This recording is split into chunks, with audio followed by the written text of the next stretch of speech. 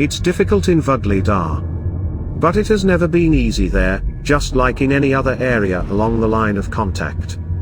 And in the context of describing the current situation, it is worth remembering something that many people have forgotten, and therefore are spreading mass panic in the networks, when one should keep their composure.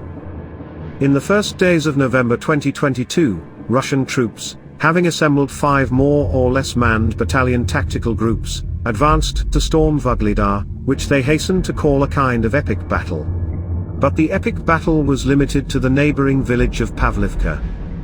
Having sent the 5 hard-assembled battalion tactical group into the meat grinder and having cut their combat efficiency in half or even more, the occupiers managed to reach the outskirts of Pavlivka, and on November 11th and then on November 20th managed to announce twice that the village was completely under the control of Russian forces. But where there are 2 times, there are 3 times. And now, from December 2nd to 3, the occupants' artillery began shelling Pavlivka. Strange, why shell a village that is under your control? And twice. Anyway, this is a short excursion into the not too distant past to understand what is now happening near Vuhledar. It took the enemy almost 2 months to recover their unit losses, and they again threw these same groups at Vuhledar, which they critically need to implement logistical support from east to south. But this time the occupiers try to bypass also from the west direction, as well as the current composition is different from last year's lemmings throw.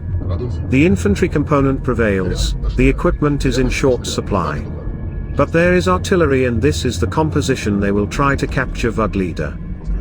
In this context, the decisive factor could be: first, the availability of sufficient artillery ammunition for the enemy forces to support the assault action. But this raises the question of whether they were able to accumulate this ammunition and ensure the process of its long-term and timely supply. Given the general situation of the enemy with artillery and ammunition, there are doubts. Second, the availability of sufficient artillery and ammunition from the AFU.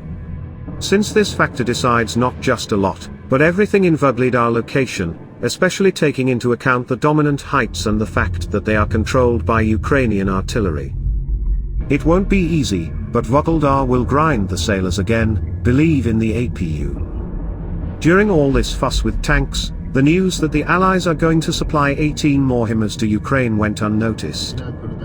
Let me remind you that now the AFU has 25 units of this equipment. And they have radically changed the rules of the game on the battlefield. For several months already the Ukrainians in a day translate into the right aggregate state about 2 battalion tactical group of occupation forces. Plus twice as many organisms become sanitary losses.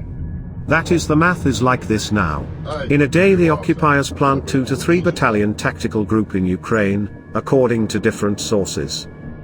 Irretrievable losses during the same day are 2 battalion tactical groups plus sanitary losses of another 3 to 4 battalion tactical groups. We observe a stable negative growth of the enemy's numbers on Ukrainian soil. And the equipment for effective growth of this figure keeps arriving and arriving. The loser is helped only by the losers, the winner is helped by everyone. Think about it.